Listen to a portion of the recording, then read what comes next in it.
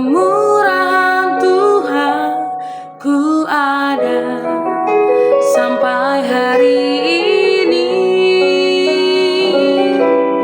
Oleh karena kebaikan Tuhan, janji-Mu terjadi bagiku. Oleh karena kemurahan Tuhan, oleh karena kemurahan Tuhan, ku ada sampai hari ini. Oleh karena kebaikan Tuhan, janji-Mu terjadi bagiku. Ku sembah Kau Tuhan, ku mengangkat tanganku, selamanya Kau ajaib bagiku. Ku sembah Kau Tuhan, ku mengangkat tanganku, selamanya Kau hebat bagiku. Oleh karena kemurahan-Mu ya Tuhan Yesus, oleh karena kemurahan Tuhan, ku ada sampai hari ini. Oleh karena kebaikan Tuhan, janji-Mu terjadi bagiku. Ku sembah Kau Tuhan, ku mengangkat tanganku, selamanya Kau ajaib bagiku.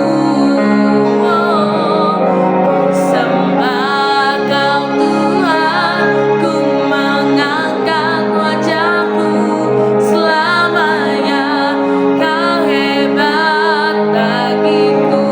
Karena kami percaya Tuhan, aku percaya berkat-Mu atasku melimpah,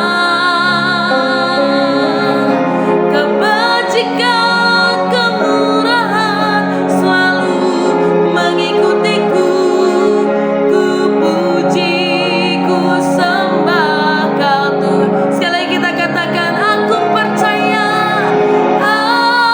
aku percaya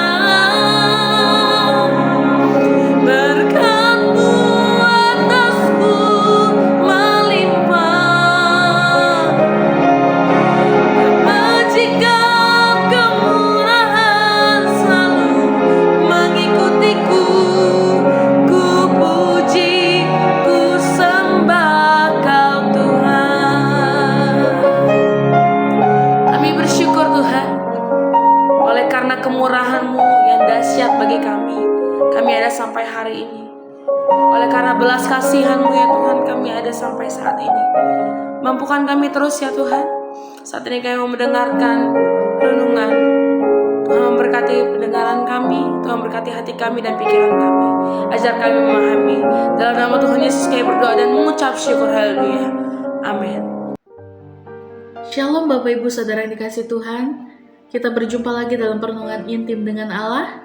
Pada hari ini, hari Kamis, tanggal 22 Januari 2026, kita akan mendengarkan dan merenungkan sebagian daripada firman Tuhan yang bertemakan nasihat dan penghiburan yang kekal. Pada perenungan hari ini yang berfokus dalam Mazmur pasal 16. Dalam pembacaan Alkitab kita satu tahun ini terdapat di dalam Kejadian pasal 46 sampai pasal 48. Saya harap Bapak Ibu Saudara-saudari dapat membacanya terlebih dahulu. Pada perenungan hari ini ayat emasnya yang terambil dalam Mazmur 16 ayat 7, saya akan bacakannya. Demikian firman Tuhan. Aku memuji Tuhan yang telah memberi nasihat kepadaku. Ya, pada waktu malam hati nuraniku mengajari aku.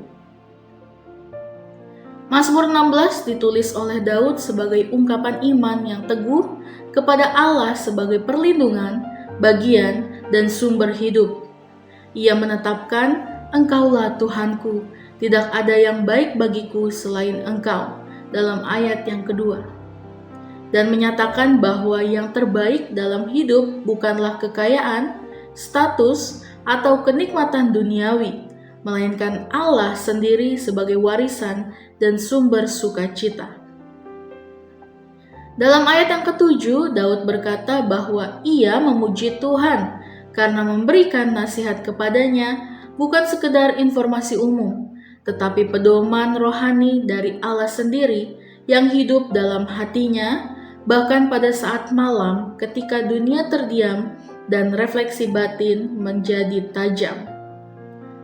Dalam ayat 7-8 diikuti dengan pengakuan, ketika Daud menetapkan Allah selalu di hadapannya, ia tidak goyah, hatinya bersukacita, jiwa dan tubuhnya aman.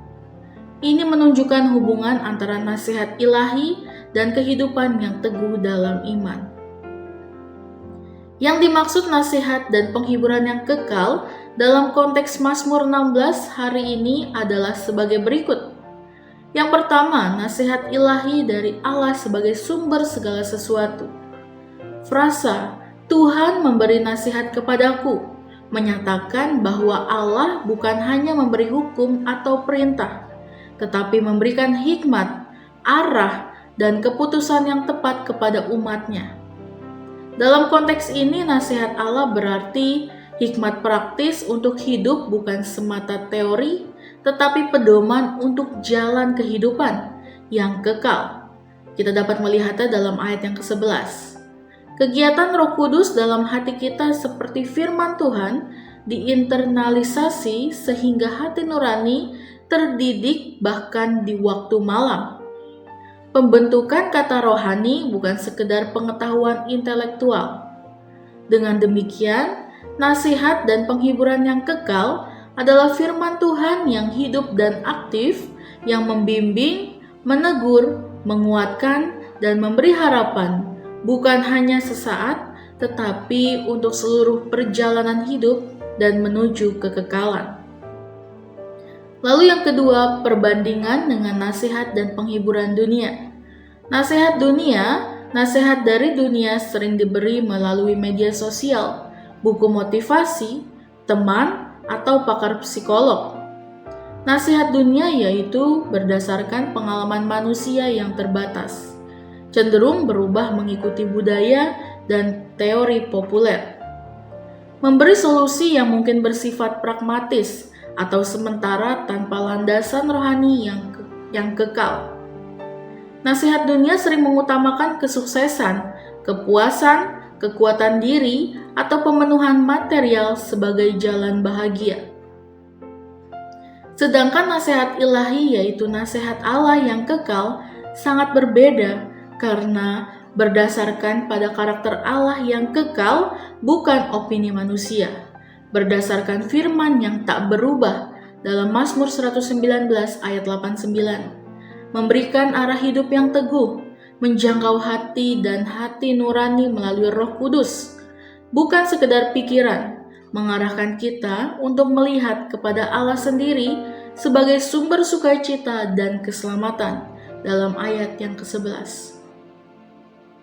Nasihat Allah membawa penghiburan yang sejati, karena ia tidak hanya menawarkan pemecahan masalah duniawi, tetapi kehadiran Allah sendiri yang menuntun, menaungi, dan memberi kehidupan sejati. Bagaimana seharusnya sikap orang Kristen terhadap nasihat dan penghiburan yang kekal itu? Versi Mazmur 16 sebagai berikut. Yang pertama, mengakui Allah sebagai sumber nasihat sejati.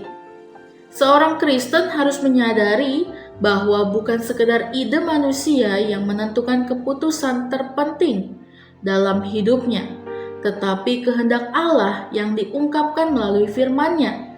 Dalam 2 Timotius 3 ayat 16, nasihat Allah harus diterima dengan hati yang tunduk. Lalu yang kedua, menyimpan firman dalam hati. Firman Tuhan yang diinternalisasi akan menjadi panduan hati nurani, sehingga kita tahu ketika kita menyimpang dari jalannya. Dalam Yeremia 31 ayat 33 dan Ibrani 8 ayat 10.